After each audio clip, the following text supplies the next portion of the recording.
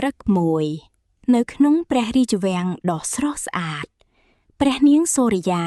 កំពុងឈរមើលភូមិនៅខាងក្រៅជញ្ជាំងវាំងពន្លឺព្រះអាទិត្យភ្លឺទន់ភ្លន់ប៉ះលើផ្កាឈូកនិងជញ្ជាំងមាសព្រះនាងមានចិត្តស្រឡាញ់ប្រជាជនហើយតែងគិតពីអ្នកក្រីក្រនៅខាងក្រៅវាំង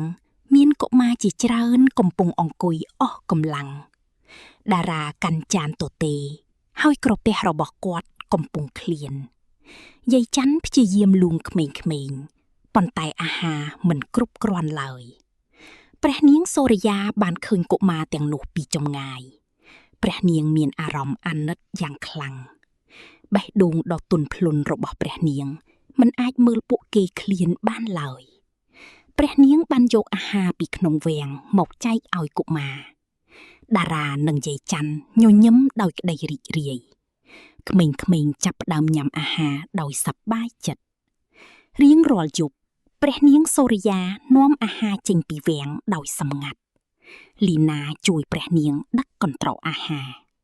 ពួកគេចង់ឲ្យអ្នកក្រីក្រមានអាហារគ្រប់គ្រាន់បន្ទាប់ពីបានអាហារក្មេងៗមានស្នាមញញឹមវិញភូមិតូចคล้ายជាកន្លែងពោពេញដោយក្តីសុខសូម្បីតែយាយច័ន្ទក៏មានកម្លាំងវិញដែរថ្ងៃមួយព្រះមហាក្សត្រសង្កេតឃើញថាអាហារក្នុងវាំងបាត់ជារៀងរាល់ថ្ងៃព្រះអង្គចាប់ផ្ដើមឆ្ងល់យ៉ាងខ្លាំងអ្នកបម្រើទាំងអស់មានអារម្មណ៍ភ័យខ្លាចនៅជប់មួយព្រះមហាក្សត្របានតាមព្រះនាងដោយស្ងាត់ស្ងាត់ព្រះអង្គចង់ដឹងថាអាហារទាំងនោះទៅណាព្រះនាងនៅតែដើរទៅមុខដោយក្តីមេត្តាព្រះមហាក្សត្របានឃើញការពិតទាំងអស់ព្រះនាងសូរិយាកំពុងចែកអាហារឲ្យអ្នកក្រីក្រព្រះអង្គមានអារម្មណ៍ភ្ញាក់ផ្អើលនិងរំភើបយ៉ាងខ្លាំងព្រះមហាក្សត្របានសរសើរព្រះនាងសូរិយាព្រះអង្គបាននិយាយថាក្តីមេត្តាជាទ្រព្យដ៏មានតម្លៃបំផុតព្រះនាងញញឹមដោយស្ដីសប្បាយរីករាយបន្ទាប់មកព្រះមហាក្សត្របានរៀបចំពិធីជប់លៀងសម្រាប់អ្នកទាំងអស់គ្នាក្មេងៗនិងអ្នកភូមិញញឹមដោយក្តីសុខ